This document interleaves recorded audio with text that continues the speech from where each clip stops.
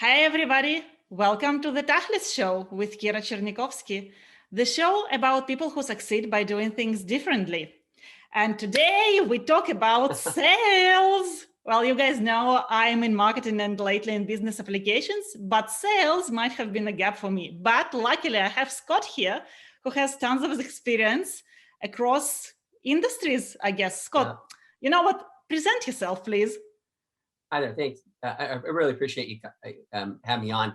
And one of my goals is really for your listeners to, because we're talking a lot about CRM, so really a lot of your listeners to give them a different angle on it, on CRM and the power of a CRM, right?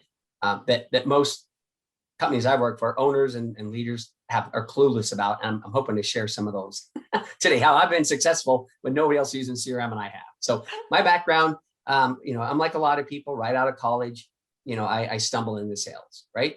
And so didn't want to be, I have a degree in business management and, ended up in sales, right? So, and I worked for Fortune 80 companies all the way to small companies.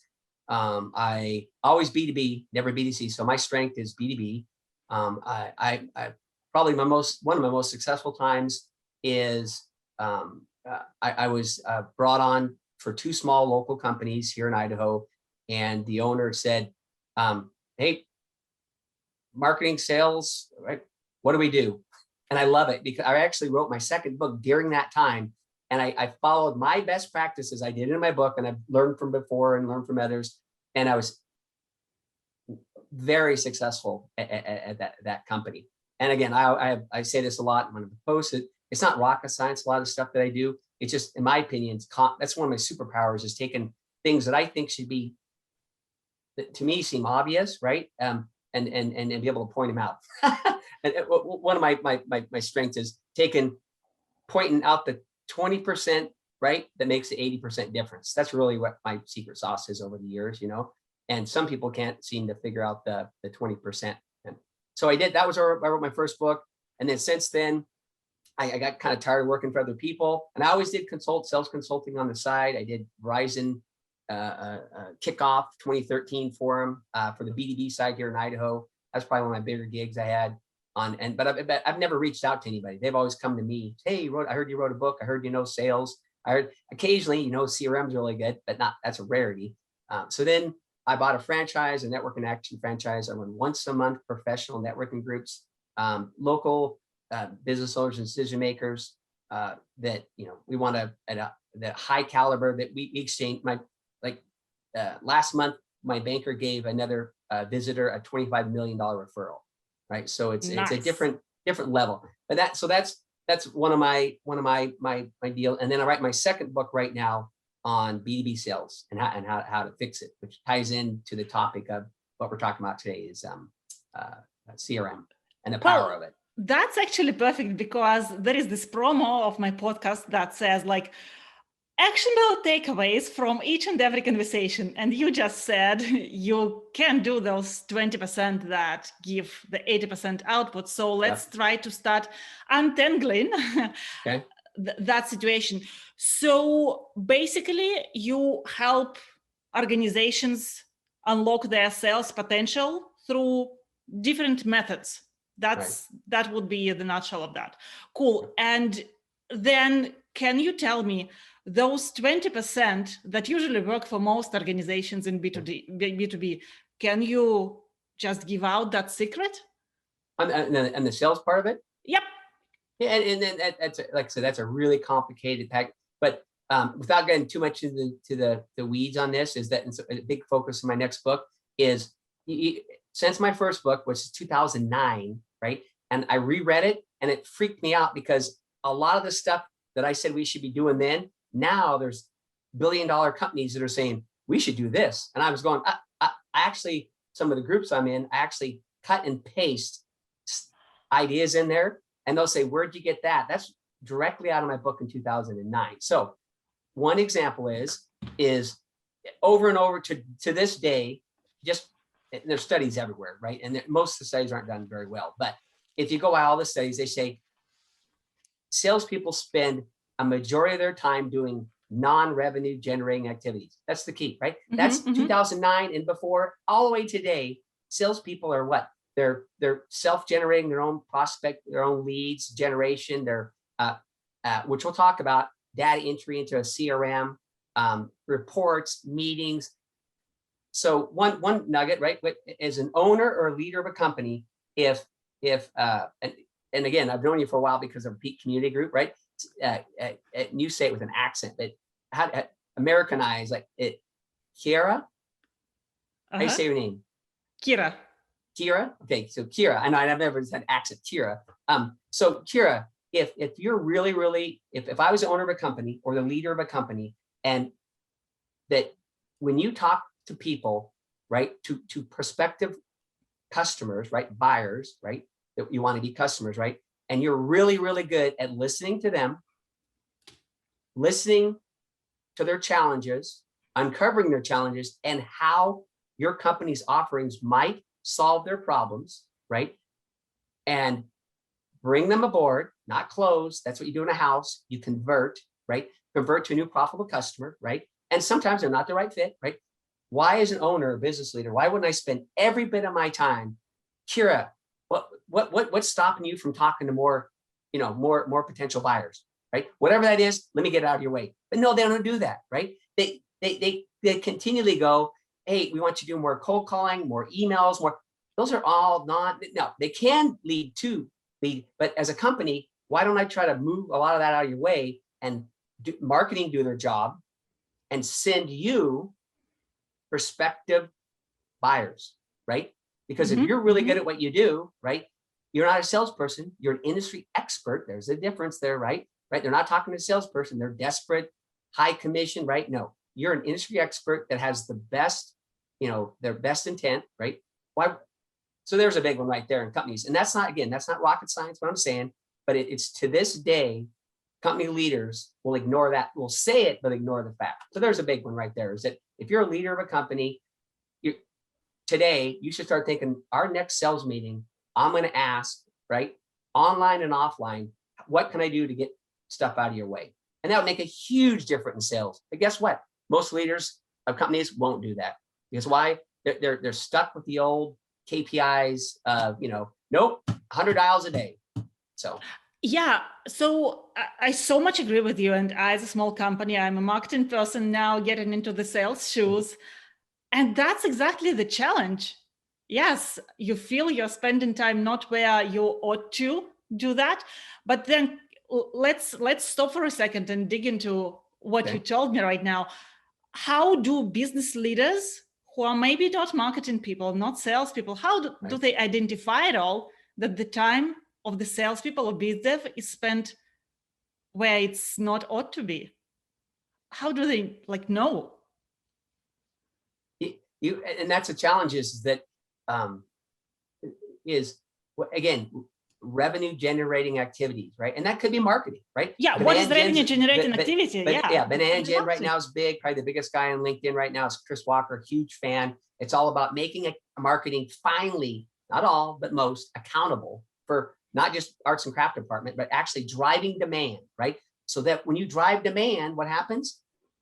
Then if you're an industry expert, you're going to get to talk to more people. But if you have, now there's kind of keeping it real quick here, is that if you're I'm a solopreneur, right? You have a small team, right? The challenge is like the E-Myth, the old book, right? But you have all these different hats on, right? You got to remember that if you can do demand gen really well, right? Then you don't have to do a lot of sales. Right? Yes. Well, yes. I mean, traditional sales. When I say sales, traditional sales. That's why people will misquote me. Scott thinks salespeople should all go away and stuff, which I do. Traditional sales, the KPIs, right? They're broken, have been broken, right? So you're gonna have to, as your hat, especially as a startup, right? This is where things change. And I want to make a graph someday on this, is when you're a startup, no one knows who you are. You're gonna have to do a lot outbound. You're gonna have to put your freaking sales hat on, right? And you're gonna have to, that's and again, I say necessary evil a lot, but whatever. It's an activity that maybe you don't like to do as much.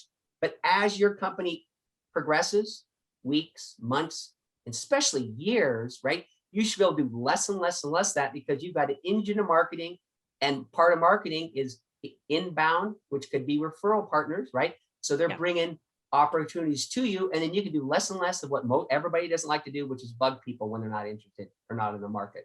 So, but at first, you're going to have to just get on that put on the hat and say, I'm going to have to do some outbound. But even that, which we could have a whole new thing on it, there's a way to warm those conversations up, right? If they look at your LinkedIn profile and you have a really good, you have videos of people you've done a podcast with, or they've been on one of your podcasts and stuff, that they have familiarity with you, right? So if you do have to outreach to them, they already know who you are, right? So, and again, if you're a startup, no one knows who you are, you're going to have to do more outbound. But now even cooler is if you start to build a brand, or if you're already a brand, people know you, when you do that outbound, right? They're going to go, oh, hey, I know who you guys are, right? So, but you've already been warmed up, right? But the ultimate goal, you can't always have this, but as your company progresses, however long it is, months, years, right?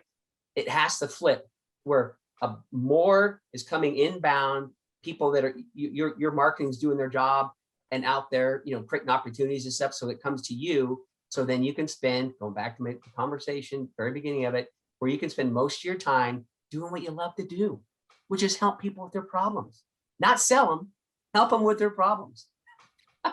Totally. I wouldn't even laugh about that. That's a special skill. I know. So revenue generating activities can be, like, especially in the beginning, outbound activities, be it through like traditional sales processes or techniques or marketing, or altogether aggregated. Aggregated, yes. And I'll tell you, there's some large companies out there, Gong, you've probably heard of them, and some other ones, and I think Terminus, and some that the founders, right, of those companies, right, the CEOs ones or the founders, their first 50 to 100 customers, right, were outbound by the founders.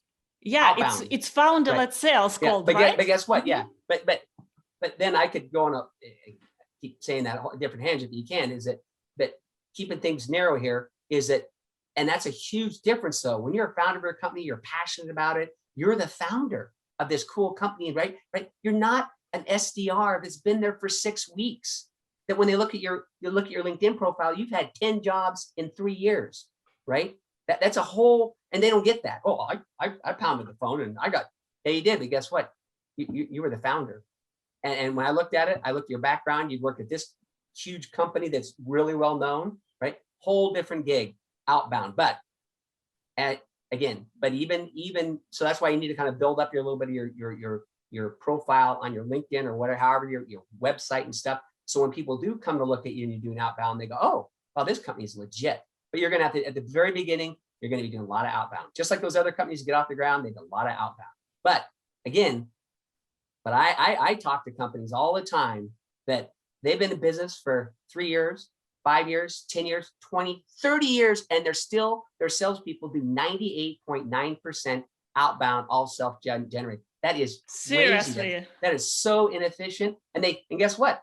It is so inefficient. They have huge turnover, which they don't track how much that's cost them. And anyway, and that's why finally, that's what my book's about is we need to change this craziness and bring it back to what I talked about, is that yes, you got to do some outbound, but if marketing does their job and everybody does their job, is that you're going to quit bugging a lot of people. And there's software now, lots of software, intent, right? All types of software that now you can find out kind of more and more and more who's in the market. Yeah. So, okay, got you. So first stage is actually with this outbound at like, hopefully it will take shorter to switch to inbound, but it happens that it can take years. So there, understand who is a player on your team, what you do, what others do, and maybe, flip it around so that it's effective and efficient.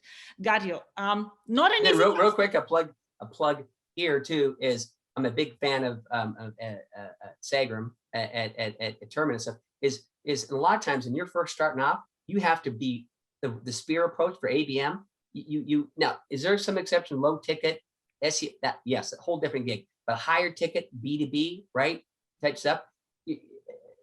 Everyone says niche. You got to niche the niche, right? I've heard this before. Take the 80%, right? The 80-20 and 80-20 that. That's what you need to do. Take the 80-20, 80-20 that, then there's your niche. Now it's doable to do the reach out. And then if you have marketing and sales, or if you're both, right, then you have to work together to try to, go out and try to get some of those customers, especially when you're first starting out with a startup. Yeah, then let's continue with the process. So we identified who does what and what the priorities are and how hopefully they work together. You mentioned a lot of tools. So yes, agree. There is marketing stack, there is sales stack, there are project management tools, CRM tools, operational tools, whatnot. For newer or maybe smaller companies, although I'm surprised how many companies run on proprietary software, when do you think some tools need to be introduced? And it doesn't really matter. I'm not asking about like CRM specifically. In general, when does the technology help versus wasting time to understand how this technology works and figuring out like, hey, without human intervention, it's not helpful actually. Right. The CRM, that's kind of that usually most companies agree that's kind of your hub. Everyone has to get a CRM of some type. Having one internally, especially a small company, I'm sure there's a rare exception. For the most part, it is so cost effective. And you partner with some great CRM companies, right? So you can get some for really a low cost, and they've spent millions and millions of dollars. Even. Yeah. Huh? Or even zero cost. Some of these CRMs are free when you first start, right? So what you have to start at least with that, right? And then start adding a few. And again, less is more. There's thousands of MarTech tools now out there, SaaS tools for all these companies, sales and marketing, right? And it gets to be where there's duplications and stuff like that. So when you first start off, though, you're going to have a CRM. You're going to have the basics down, a website. Do you have a Google business page? Some B2B do not have them, and you don't have to always have one, right? If you're not, it's not your space. But if you're a big enough company, like a lot of they just don't have some bigger companies. Those are kind of for smaller companies. But if you are a smaller company, you can utilize that. So and then try to get into it. Like you and me, we're both part of a Peak community marketing group, and it's just a bunch of like-minded professionals, marketing professionals around the world. That's the cool part, around the world. And we sit on things like this and say, hey, what tools are you using, right? So that's what I recommend is trying to get part of these communities and ask people, say, hey, what are you using, right? Because the old days of going out research and stuff, right? That is a freaking nightmare. Now, I do this as I hear something like in one of these groups, right? And then I go to YouTube and I look for some demos, right? But I'm not going to the company because I don't want them bugging me, right? Because people don't want to talk to salespeople. They want how funny it is, isn't it? Yeah. Why do you think that the buyer's journey is 80% of the way done? Blah, blah, blah. Before, right? Because we don't want to talk to salespeople. We want to take a shortcut to get around them, to go, okay, this is really, really good. In fact, something that's so good now that I've talked to several people in my communities and I checked out some demos. Now I want to talk to somebody. But even then, a lot of times I don't want to talk to a salesperson if they're not knowledgeable what I want, or maybe I'm so far in, I just want to talk, I want someone to, how do I sign up? Yeah, totally. I've read, and there is a lot of statistics now that even throughout COVID, people started, of course, researching more. There is more access to information, and you lose a lot of potential sales or partnerships because you are too late in the game. That's because people don't want to talk to salespeople, which is true. Yeah, most don't. That's why the shortcuts anymore are, community groups, talking to other like-minded people that are where, or maybe 2 years ago they were where you at. That's even better. Talking to people right where you're at, so you can kind of mentor each other, right? And then also talk to people that are 2, 3, 5 years out, going, oh, I was there. Not too far out, unless they're really progressive, because sometimes the environment changes so fast in marketing and stuff like that. It's hard talking to someone that's already kind of made it. Sometimes they're $1 billion company. Maybe they might not understand what a company that's trying to make their first million, right? Or first 100,000.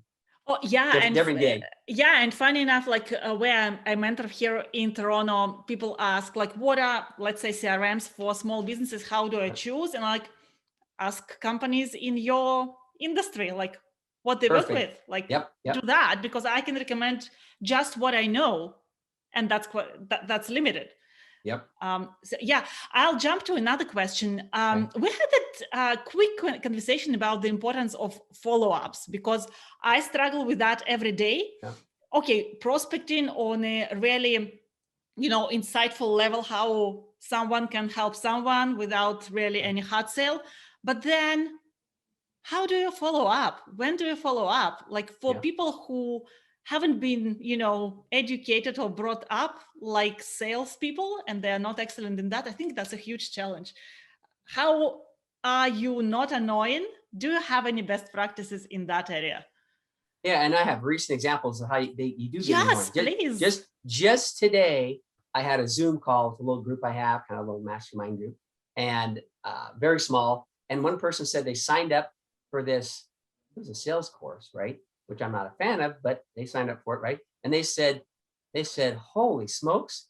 They said, "I'm getting 4 to 10 emails a day from signing up from this thing, right?" And then the other person goes, "Well, yeah, and if you watch or you do this, be careful, because you'll end up getting 15 to 20 a day," right? So I am a good example here recently is that I have kind of a separate email for my consulting, right? And I just set up this new email and stuff, so it's fresh, and I'm thinking, oh, it's going to be nice to be able to tell who's in there because it's not clogged up in my personal or my franchise email, right? Well, I love this company. I signed up for a demo with this company. I'm not kidding you. I get 3 to 4 emails a day. I go in there and it's like this company's name is, and it's like I could get lost. The email's not that old, I could get lost in. Now just think if I went out and did 10 vendors, 20 vendors, right? And so that's the balance of follow-up nowadays. It's automation tools are the best thing that ever happened and the worst, right? So what you got to do is you got to figure out that I'd say you got to look at that and go, how many people in this company are bugging bugging Scott? You know what I mean? And it's interesting, yeah. And it is, because it kind of repels me a little bit, because it's like, my goodness gracious, this is just overwhelming, right? And I'm thinking about signing up for them. I did the demo, I liked it, but anyway. So what's the balance, right? So the follow up, which I've done for years and years and years, recommended for years, talked about, written about, is it a CRM automate your follow up, right? But only if, now a lot of the CRMs nowadays are a lot of automation, so you can set them up so they'll automatically, you get done with the phone call, then you can easily schedule your follow up. Pick what which you could before. It's just a little more automated now, right? On the follow ups and stuff, right? But the key on follow ups is that I have one of my favorite illustrations out of my first book is a CRM robot, and a friend of mine drew it, and he has, I think 6 arms. It's a robot, CRM on his chest, right? And he's on 1 foot, right? Juggling boxes that say opportunities on them, right? Well, that's what a CRM does for you, is that if you're taught, even if you're doing large ticket sales, right? Let's say you only have 50 prospects, right? Total in however many months and months and months, right? That's still too many to remember in your freaking head, right? So you have to schedule the follow-ups, like, is it an email? Is it a phone call? Or maybe with the new, you can do an automatic generated, follow-up, right? But whatever you do, you have to have a follow-up. Because what have I seen in the past? Because companies have put so much pressure, or not pressure, pressure's a word, too pressure, but basically, hey, you're on your own, fake it till you make it, get in there and sit down, right? And then here's your CRM, right? Which you hate, right? And then they don't teach you how to do follow-up, right? So depending on the size of the opportunity is how I'm going to follow up. And depending on what is said in the conversations I have, emails coming, is how I'm going to follow up. But the key is the same. You have to automate your memory. And that's what a CRM does for you. And that's opportunities, because you're going to drop the balls on some, right? If somebody tells you, which I'll talk about a little bit later, is if someone tells you, hey, I love your stuff, but we bid every 3 years, right? And we're going to be rebidding it in 6 months, a year, right? Well, right now, you have that happen 50 times, and they tell you they're interested. They tell you we are highly interested. Out of 50 opportunities, 20 opportunities, right? That you have like that over 6 months, a year, whatever it is, right? There's no way a human can remember all those and the dates. You just can't do it. So you got to automate your memory and that's why most sales leaders don't know how to do that or how to teach to that, because guess what? They've never used a CRM like that themselves. And like I said, in that one company, my first direct report who had no sales experience, right? She was a burned out manager that just tired of management, thought she wanted to do something different. She had all the skill sets, right? So I brought her in and she was a CRM freak because everything I recommended for follow-ups, she was so good at, I don't want to say freak, good at, right? Is that I would maybe land a big opportunity. So some couple follow-ups that, hey, I need to touch bases with them or whatever, right? I get this big opportunity and we focus on that, onboarding them and all the afterwards and you're getting customer service with them and making sure it's a success and stuff, right? She would look and go, oh, and move up in the CRM. Hey, you still need to call these people. You're supposed to call them last Friday. So we did that to each other. Well, that's what I'm trying to do as well, especially when the task is not dependent on me. There are, you have specific deadlines, but you need to activate other people. Yeah. And then that's why as a team, they're good too. Cause then you can, again, that's where if you use a CRM, which most people don't, right? And you look at the positive sides of things and you understand they are a lot of work. No matter the modern ones now are still a lot of work, but you understand as a company is that they are a lot of work, but they're key to our success as a team, right? So as a team, I can look and say, hey, oh, look, Bill missed a deadline. And maybe he's working hard over here on this big deal, big customer that, bringing him aboard and stuff like that, right? Right. Then you have to go, oh, hey, Bill, I know you're doing all the way. You want me to do that for you? Do you want another team member to do it? That would be so perfect. Yeah. My gosh. And then you can move. And that's why if you can give authority on different moving around. And that's what I've done on a small scale because I was in charge of everything. So we all kind of looked out for each other. But I taught a whole culture that we're all on the same team, not that if I get that sale, you're going to lose money on it, or you're going to lose, or marketing gets it. We were it, I was, and that's why I was so successful there, because there was total alignment in that company, right? Because I have like 4 direct reports, right? And I'm the boss. Guess what? We got along. We all knew what our roles were, because it's because there was no fighting, because I was in the whole culture was we're all here as a team, whole team mentality. So what you are saying, like this is genius. I love it. So this CRM can serve as just the tool for enhancing the collective business memory. And we all can succeed as a team. So we'll make the quota if we're talking about sales, and we'll support each other, which is like so missing, right, in the digital world. I never thought of that. That's amazing. So then why salespeople dislike CRM? We just said how cool it is if used right, of course. Yeah, and very, very, very few salespeople. Like, in fact, I'm on a lot of, listen to podcasts where there's other people on and stuff like that. And a funny thing is just reinforces it here in the last 6 months. There's a very large CRM company that's free, very large $1 billion company, right? And I'm listening to some podcasts, and I'm listening for this stuff. And they said, yeah, it'd be nice once these trade shows get back, and they go, if we could get our salespeople to add better notes, to what went on, right? But that's a constant challenge, man. And someone else goes, oh yeah, that's a challenge our company too. Someone else goes, oh yeah, that's a challenge our company too. And I just laugh, because I'm going, that right there, right? If they can't figure that out, and go, and like I have, say, stop, right? Why do salespeople not like CRMs, right? Because CRMs are a data entry nightmare, even with inside sales, right? Which is totally a different model. Okay, so if you have real quick on a CRM, right? So CRMs, and I've never heard this talked about. I've talked about it in my new book no one else has ever heard. I'm sure someone has, but I'm listening for, I haven't heard it. So CRMs used by outside salespeople versus inside salespeople are 2 different things completely. Really?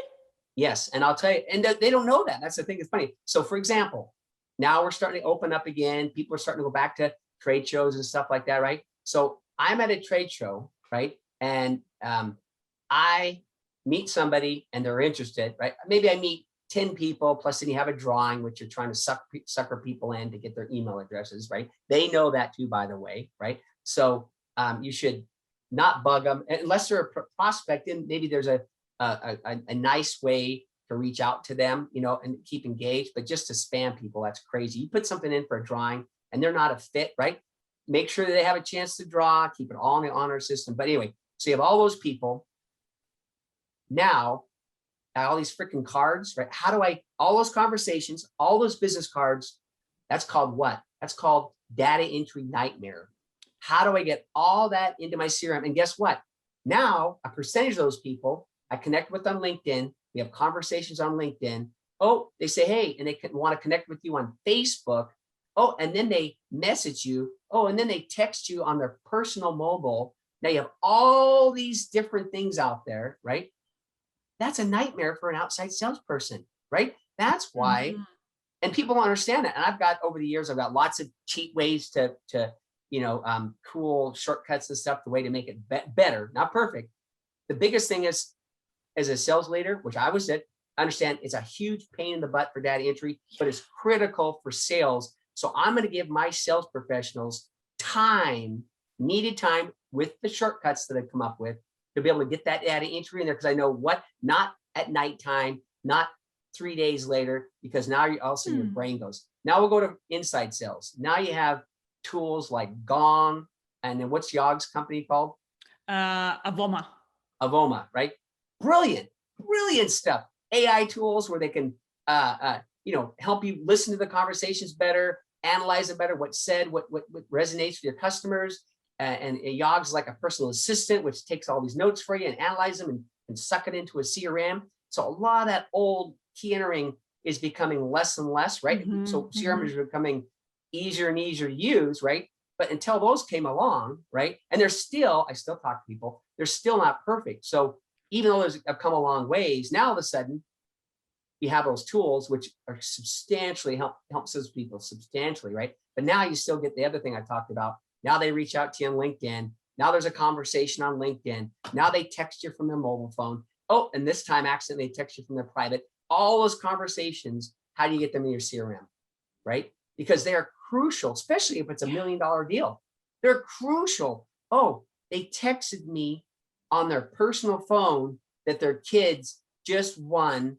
They want to talk to you. They're really interested in you. Really, they're not putting you off, but they're on a trip to my daughter's softball team. She just got awarded the player of the year, blah. And this is all to a personal text, right? That information has to go in your CRM, right? So, but again, that's all that, that's still, now you're getting away from that, right? But it takes a salesperson that understands it, how to do that. And it takes a sales leader that's going to give you time to do that and know how important it is, and not make you at night, you know, go, oh, all that stuff, you know, 9 to 5 or 8 to 5 is the, you know, is a critical time. Do all that crap, you know, that it's a wink thing with most leaders, that they want you doing all that crap, you know, off hours. And then also the saying of, I'll say this really quick. I've talked to leaders, founders of $1 billion CRM companies, right? That you would know them. These are founders. And I said, DM'd them through LinkedIn because I rant and rave, I don't call it, evangelize how broken CRMs are, right? How they don't, they're such a pain in the butt for most salespeople to use. And that's why they hate them, and they won't. So I've DM'd because they commented on some of my posts, like, good point, right? And so then I go to them and go, hey, just what I just told you. If it isn't in the CRM, it didn't happen, right? That crap, right? So I DM them, okay, you personally, or your salespeople, but you personally, first of all, I say, you personally, do you use it like you mandate for salespeople? Every single founder of a CRM company, vice president of a CRM company, of sales, marketing, they all say the same thing. No. Yeah. I've done some Zoom interviews. I said, what do you think? 50% of the information in there out of all those things I talked about? No. I've talked to some that have told me they put 0 notes in, or they use a totally different CRM, or they use a notepad, but then they mandate it for the salespeople, right? And there's one founder who's great. I reached out to him, and he's really trying to do a great thing of automating a lot of stuff. But I asked him, because he commented twice on one of my posts on CRMs, And I ask him, first, did he use it, right? Like he expects? No, the next thing is, can what I just talked about, all these different sources of information coming in, Yeah. can any salesperson truly even come close if it's not CRM? It didn't happen. He said, no, at time, there's no CRM that can do that. And so, but he expects his salespeople to. No, that's perfect what you said.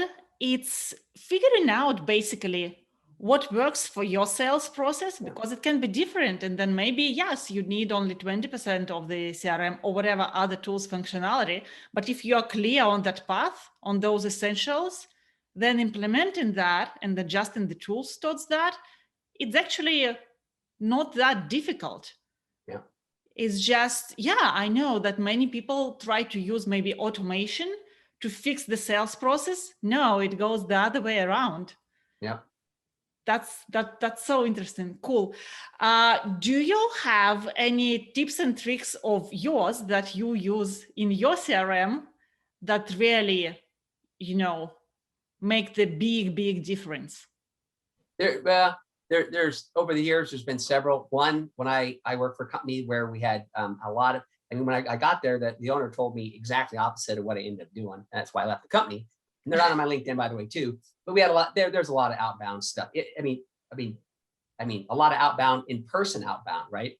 And which I was against, but I was in there, anyway. So on that company, right, I actually had a founder reach out to me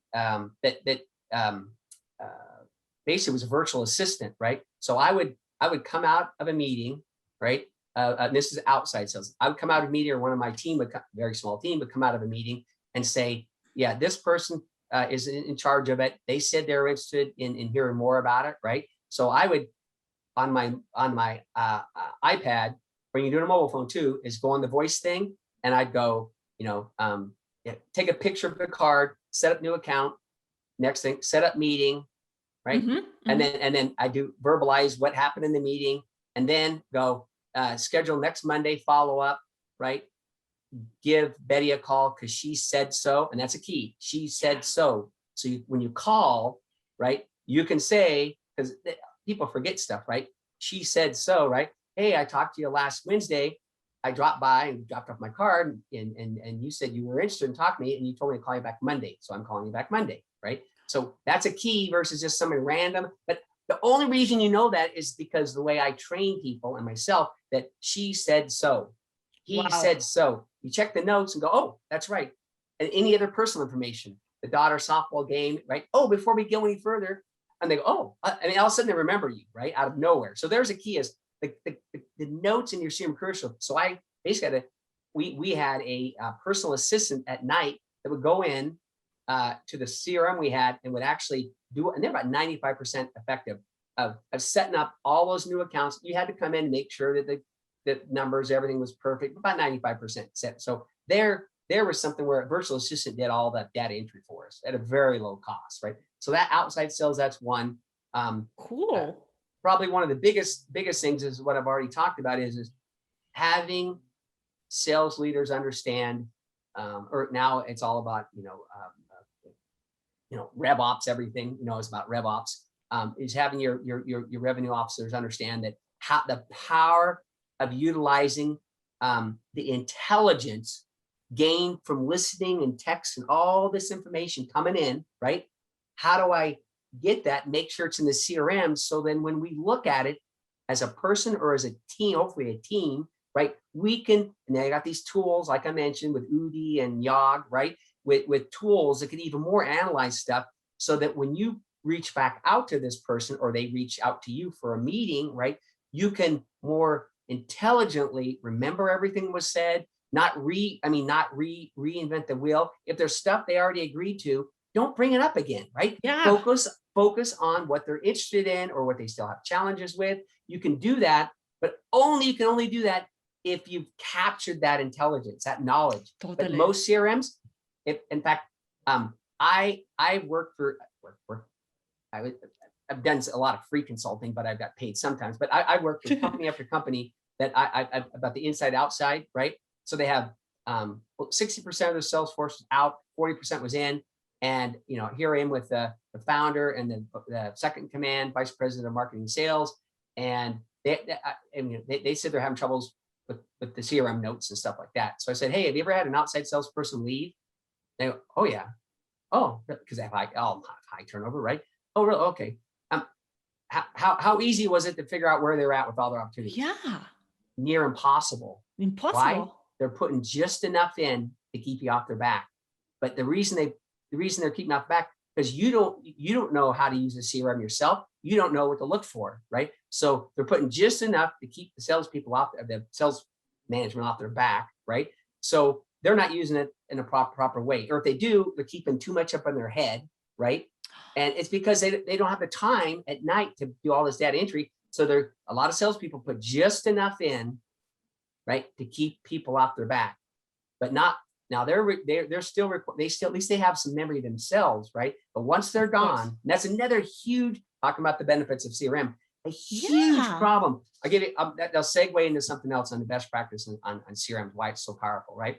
So the cheat ways was one, as a company overall, we're going to sit down as leaders of this company and we're going to figure out, just by what I just talked about, how do we get that intelligence into the CRM, okay? And take 95% of the burden.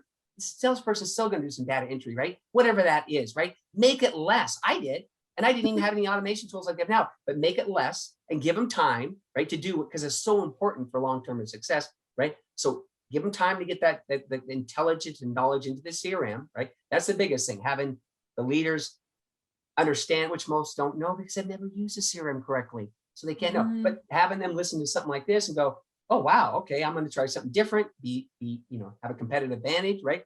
That's the first thing, right? Then the next thing is understanding the power of it, right? That's a key, right? So we understand the power, so we understand how we're going to solve all this data entry problem. Now, here's the key long-term is I work for a company, and this has happened over and over and over again. I work for a company and they didn't have any CRM. Well, actually, that's not true. Almost all companies have a CRM for customer service and ordering and all that. They don't call it a CRM. CRMs are known to salespeople, right? That's what it is. Because CRMs, a lot of times, they're customer service people. So real quick on best practice, customer service versus sales. Okay, sales, I work for this company and we were really good. Our company was strong at utilities, right? We had lots of utilities across the country, right? That was our strength, right? So as a salesperson, our marketing department was non-existent, right? So I was marketing sales. So I was doing a lot of outbound, right? So we have a local one and then one that's outside the state. So I'm working on both at the same time. The out of state one, it took me, and I asked everybody, one of the owners of the company said, oh, hey, we're really good. You should go after this. I said, who do we know there? I don't remember. And then two salespeople ago, right? 2 salespeople ago reached out to him and said they might be an opportunity, right? But that person was gone, which is typical. So I work for, who knows, 2 months. I find the person. They look at my letters of reference from the other utility company stuff going, holy crap, Scott. God, I wish you would have been here 2 weeks ago. We just got done with our bid and awarded it. Oh, please keep us on your bid because our next bid's in 3 years.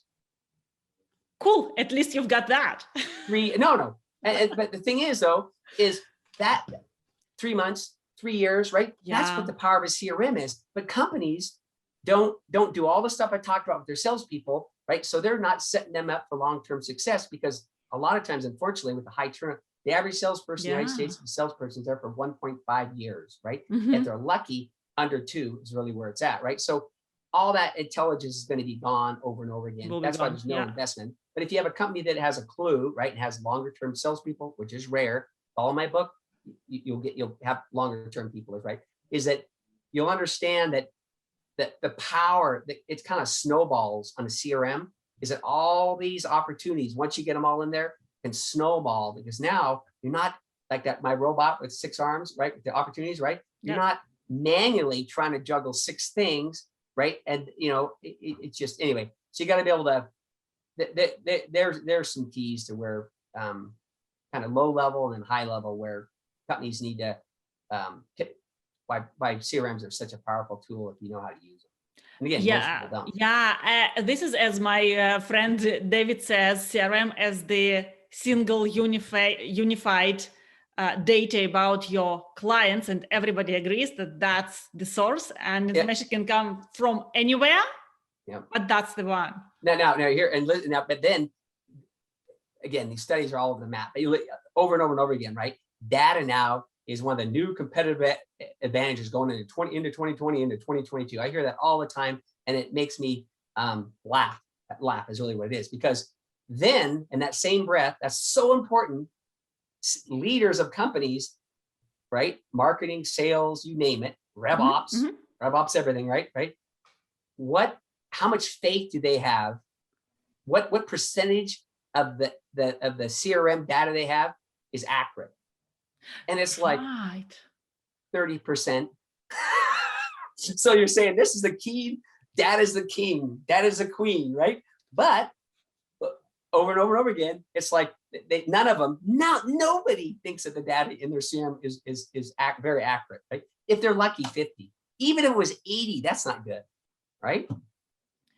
Yeah, what do we do about that actually? And you told me once about it's all the stuff I just told you. A company has to have a clue on the power of a CRM, and the missing piece is the people that are helping gather that intelligence, treat them like people, not like crap, like robot, coin operated machines. I hear that again. I'm going to, puke. They talk about salespeople or the way that you run them, they are, right? But if you ran them the right way, which you actually had them around for a couple of years, then they could build. They don't know how much money they're losing. So that's kind of two things tied together. The high turnover in sales, which is one of their number one sources of intelligence, right? On their people, and keeping that in there, right? So, and again, that's one of their best resources, is these salespeople actually talking to people, having conversations with people. That information, which is power to helping you win, especially big deals down the road, because they're, a couple missaid things. If somebody says something that, this is critical to me buying this, right? And the salesperson jots it down, right? And then never gets into the CRM, right? But now you have the tools that can suck that into there. There's kind of a game, a way around it. But still, if you have somebody who is there listening and also being able to review their notes and understand in context what that meant, right?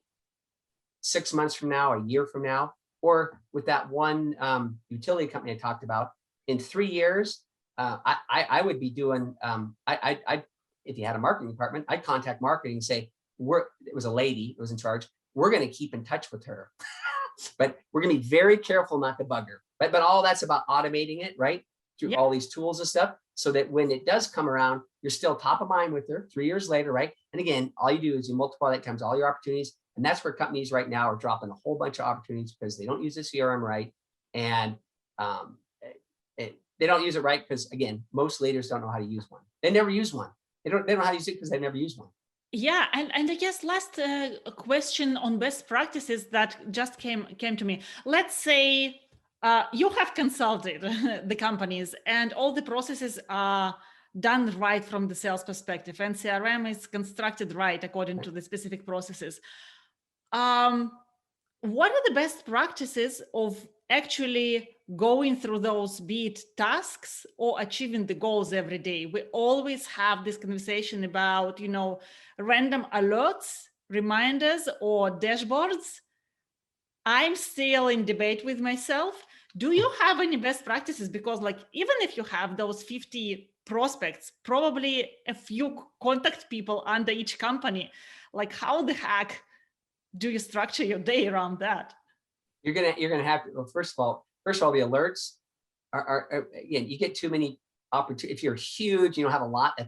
That's the perfect world. Let's say I just got Josh Wagner. I was just on his podcast, and he does very large enterprise accounts, right? So he's doing a couple.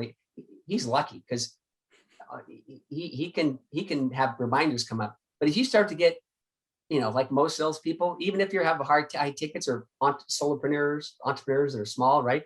Man, the alerts start to be annoying. You get so many alerts and stuff. So you have to be diligent. If you don't have those, right, you have to be diligent on checking your calendar, right? If it's tied into your CRM, and checking it and checking all follow-ups. And that's where some of the tricks I recommend. She said so, right? Is that, Yeah. oh, that's a right. She said so, right? Email her this, call her this, right? Those are keys to make it, but you have to follow up, because what happens is you get too many opportunities into your CRM, right? You're going to start dropping a bunch of opportunities. Yeah. So the next thing I'd recommend is a lot of them, I haven't done this, but you can kind of color code them, different priorities. And I always recommend, on your accounts, A account, B account, C account, D account, right? Is that if you have an A account, right, you better mark it red or something, right? So that you don't drop the ball. So that when you look, actually the day before, you glance at your kit and go, oh, holy smokes, because and I even best practice I do is I have even scheduled, which is just simple stuff that a lot of people don't, is if it's a huge opportunity, right? You don't want to get up in the morning and be scrambling, right, on this huge opportunity, right? You want to make sure how much I'm going to schedule a to-do, right? I'm going to do some research. I'm going to prep for even this a little bit. We kind of talked about, I kind of thought about what are some of the best things for the audience, some of the best kind of stories I could do to kind of help them out and stuff like that. But I mean, if you have a multi-million-dollar opportunity, or any company, just whatever that large opportunity, right? You might schedule, in red, like, hey, do some prep, right?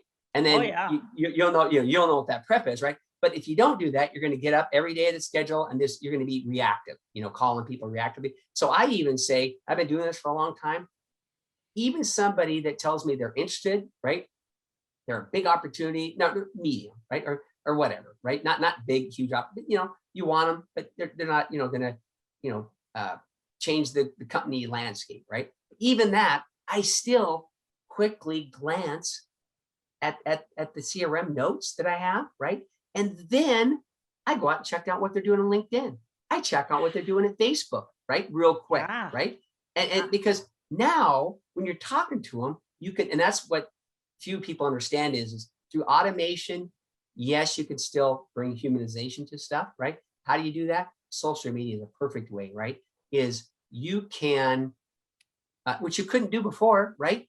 As good, right? Now on now I can go in and see your activities. What have you done? Oh, look, you're on these podcasts, right? If it's a big opportunity, maybe I listen to that podcast, see what you said, and then say, hey, I listened to you on that podcast. That was awesome. Oh, hey, that's not bad. So you can become a lot. And again, that doesn't, I don't think that's a, I just think it's a way, with as crazy as life is right now, it's a way to go, okay, I'm going to focus on this person, right?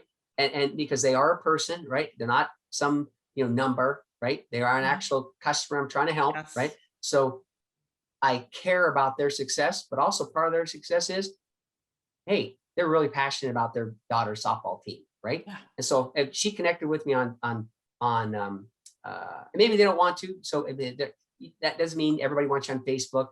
I wouldn't recommend that, but I have people that are customers or even potential customers. They reach out to me on Facebook, right?